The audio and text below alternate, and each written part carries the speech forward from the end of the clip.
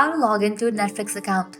You can use the Netflix app or also you can use the web browser to log into your Netflix account.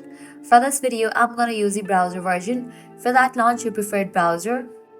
Now at the very top, you will see the search box. Over there, type in netflix.com and then search for it. With that, you'll be directed to the official website of it. Once you're at the official website, click on the option of sign in given at the top right corner.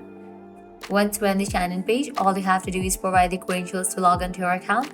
So go ahead and type in the email or mobile number. Then type in the password.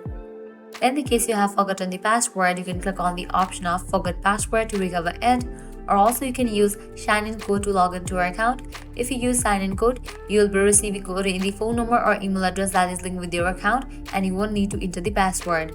After you provide all the details, click on sign in and with that you will be logged into your Netflix account. So this is how you can easily log into your Netflix account. If this video was helpful, don't forget to like, share and subscribe to our channel. Thanks for watching.